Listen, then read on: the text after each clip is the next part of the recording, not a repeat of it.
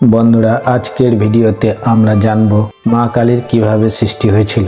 দেবতাদের ত্রাস সৃষ্টিকারী রক্তবীজকে বধ করার উদ্দেশ্যেই মূলত মা কালিকার সৃষ্টি হয়। বিভিন্ন হিন্দু এবং পুরাণ অনুযায়ী মা কালীর সৃষ্টি নিয়ে একাধিক কাহিনী প্রচলিত আছে। এর মধ্যে সবচেয়ে জনপ্রিয় এবং বহুল প্রচলিত দুটি কাহিনী হল দেবী দুর্গা ক্রোধ থেকে সৃষ্টি এবং রক্তবীজ বধের কাহিনী। কালিকা পুরাণ অনুযায়ী এক সময় শম্ভু ও নিশুম্ভ নামক দুই অসুর ভাই ব্রহ্মার বরে বলিয়ান হয়ে স্বর্গরাজ্য দখল করে নেয়। দেবতাদের সব ক্ষমতা কেড়ে নিয়ে তারা তিলকের অধিপতি হয়। তিলকবাসী অর্থাৎ স্বর্গ মর্ত পাতালবাসী অসুরদের অত্যাচারে অতিষ্ঠ হয়ে ওঠে। সেই সময় দেবতারা দেবী দুর্গার শরণাপন্ন হন। এই সংকট থেকে দেবতা ও মানবদের রক্ষা করতে দেবী দুর্গা যুদ্ধক্ষেত্রে অবতীর্ণ হন। দানব সম্রাট শম্ভু ও নিশুম্ভ প্রথমে ধূম্রলোচন নামক এক দানব তাদের মন্ত্রী দেবীর সাথে যুদ্ধ করতে পাঠায়। দুর্গা তাকে বধ করেন। সেই খবর পেয়ে চণ্ড ও মুণ্ড নামক দুই অসুর তখন দেবীকে আক্রমণ করতে আসে। দেবী দুর্গা তখন অত্যন্ত ক্রুদ্ধ হন। ক্রোধে তার মুখমণ্ডল কালো হয়ে যায় এবং কপাল কুঁচকে যায়। সেই কুঁচকে থাকা ভুঁড় মধ্য থেকে এক ভয়ঙ্কর রূপের দেবী বেরিয়ে আসেন, যিনি মা কালী বলে পরিচিতি লাভ করেন। কালীর গায়ের রং ছিল কালীর মতো কালো, জিভ ছিল লকলকে লম্বা, চোখ ছিল রক্তবর্ণ, তার হাতে ছিল খড়গ ও নরমুণ্ডমালা। সেই ভয়ঙ্করী রূপ নিয়ে কালী চণ্ড মুণ্ডকে হত্যা করেন। তাদের ছিন্ন মস্তক দেখে দেবী দুর্গা তাকে চামুণ্ডা নামে অভিহিত করেন। এরপর দানবশ্রেষ্ঠ রক্তবীজ বলেন, শম্ভু ও নিশুম্ভকে চণ্ড মুণ্ডকে কোনো সাধারণ নারী বধ করতে পারে না। তোমরা চিন্তা করো না, ওই মায়াবী নারীকে আমি বধ করব। এই প্রসঙ্গে বলে রাখা ভালো যে রক্তবীজ শিবের কঠোর তপস্যা করে শিবের কাছ থেকে বর নিয়েছিলেন যে আমার এক ফোঁটা রক্ত মাটিতে পড়লেই সেই রক্ত থেকে হাজার হাজার রক্তবীজ সৃষ্টি হবে। সেই জন্য দেবতারা রক্তবীজের ভয়ে ত্রস্ত থাকত।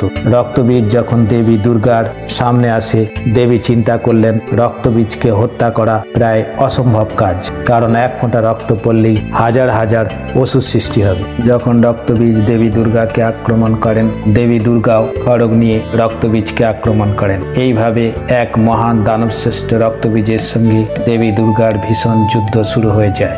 এই ভীষণ যুদ্ধ দেখে দেবতারা ভয়ে কম্পিত হচ্ছিলেন।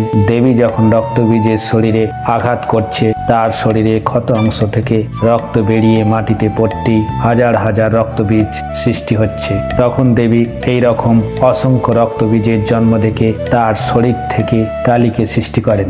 মহাদেবী কালীকে আদেশ দেন, আমি রক্তবীজাসুরদের বধ করব আর তুমি ওদের রক্ত পান করবে। কথিত আছে এই সময় যত রক্ত পিপাসু জন্তু আছে দেবী সৃষ্টি করেছিলেন, যেমন মশা, মাছি, ডাঁশ, যাতে এক ফোঁটা রক্ত মাটিতে না পড়ে। তারপর দেবী দুর্গা একে একে দানবদের মুন্ডু কাটতে থাকে।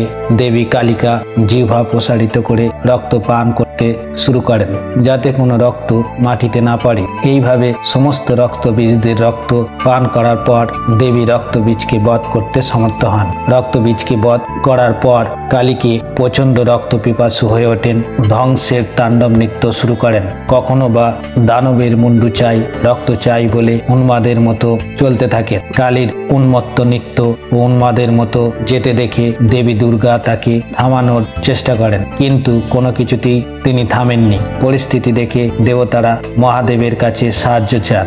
শিব মা কালীকে শান্ত করতে তার পায়ের নিচে শুয়ে পড়েন। তখন কালী বুঝতে পারেন যে তিনি তার স্বামীর বুকের উপর পা রেখেছেন। তখন তিনি লজ্জায় জিভ কাটেন এবং তার ক্রোধ শান্ত হয়। কালী তার স্বামী শিবের কাছে ক্ষমা চান। এইভাবেই কালীর উদ্ভব হয়। আবার বামন পুরাণের কাহিনী অনুযায়ী এক সময় শিব পার্বতীকে তার কালো গায়ের রঙের জন্য কালী বলে ডাকেন। এতে পার্বতী ক্রুদ্ধ হন। তখন দেবী পার্বতী তার পুরনো গায়ের রং ফিরে পাওয়ার জন্য তপস্যা করতে শুরু করেন। তপস্যার ফলে তার কালো কোষ বা ত্বক থেকে আরেক দেবী সৃষ্টি হন, যিনি দেবী কৌশিকী নামে পরিচিত। এই কৌশিকী দেবী পরবর্তীকালে কালী রূপে আবির্ভূত হয়। লিঙ্গ পুরাণ অনুযায়ী সমুদ্র মন্থনের সময় উত্থিত বিষ হলাহল পান করার পর শিবের কণ্ঠে সেই বিষ জমাট বেঁধে যায়।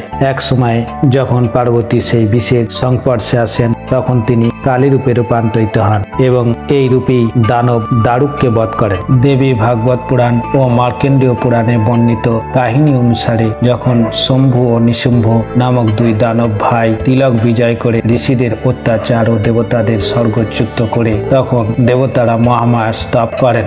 দেবতাদের স্তুতিতে প্রসন্ন হয়ে পার্বতী তার গাত্র থেকে পরম তেজস্বী পরম রূপবতী নারী সৃষ্টি করেন। পার্বতীর দেহ থেকে উৎপন্ন হয়েছে বলে সেই মহামায়া দেবী কৌশিকী নামে খ্যাত হন।